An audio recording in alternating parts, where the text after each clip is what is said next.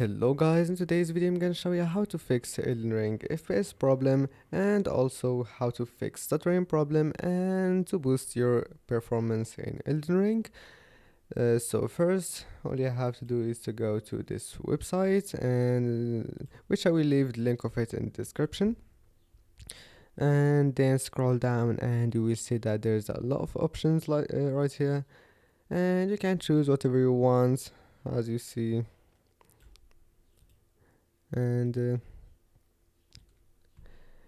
for me I prefer this one, performance plus quality, and it's because it won't reduce that much quality and also it will boost your FPS. So just click here and download it, and of course you have to log in the website before you can download this folder, and that's it. After that, just download it, and here it is. Now open it. Wait, first you have to extract it, so just right click on it and then extract, and then open this one and click on it. Now once you're here, just choose whatever folder you want here, like as you see the first one is with increased grass, no shadows, no tree animation, and second one with tree animation but no shadows and increased grass, and that's it. Just choose whatever you want. For me I prefer this one. It will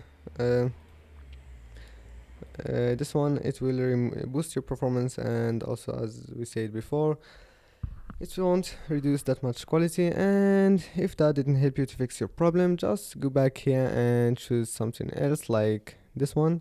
I think this one is the most one that will improve your FPS, so just choose whatever you want and then put it right here and right click on it and then click extract, and that's it. Now once you get this one, all you have to do is to find Elden Ring file location. For me it's just right here, and open, right click and open file location, and for you might have to find it from Steam. So once you find it, all you have to do first is to have a backup for your regulation bin, the original one. So just copy and then create a new folder, name it Elden Ring backup, and that's it.